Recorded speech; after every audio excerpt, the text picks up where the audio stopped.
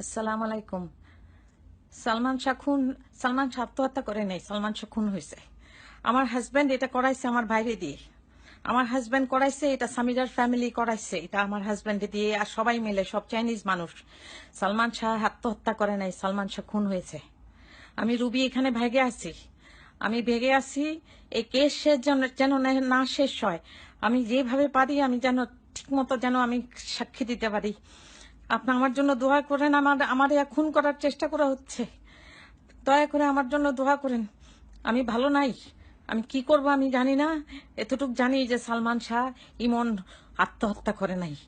দেশীয় চলচ্চিত্রের অমর নায়ক সালমান শাহ হত্যার রহস্য উন্মোচনে প্রধানমন্ত্রী শেখ হাসিনার সহযোগিতা চেয়েছেন সালমান শাহর মা নীলা চৌধুরী।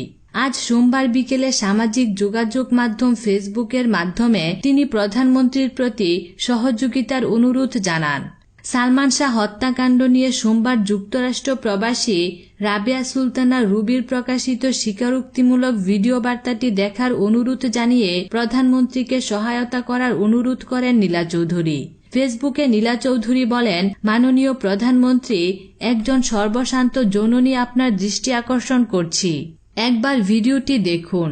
ইমনের বিচার হলেও আমি আর কোনোদিন ইমনকে পাব না, কিন্তু আপনার সরকার কলঙ্কমুক্ত হবে। আল্লাহ আমাকে সাহায্য করেছেন, আপনিও আমাকে সাহায্য করুন সত্য উদ্ঘাটনে।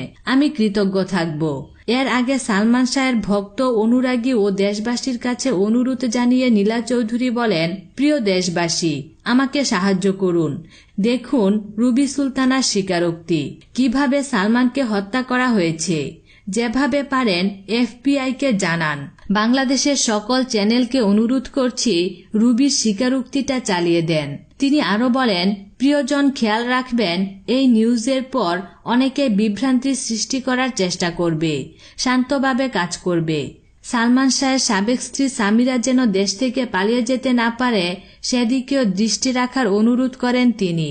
বিগত 2 দশকে সালমান শাহের অকালে চলে যাওয়া নিয়ে নানা প্রশ্নের জবাব না মিললেও হঠাৎ করে এই বিষয়টি নিয়ে ভিডিও বার্তায় চাঞ্চল্যকর তথ্য প্রকাশ করেন সালমান হত্যা মামলার অন্যতম আসামি ও তার একসময়ের বিউটিশিয়ান রুবি।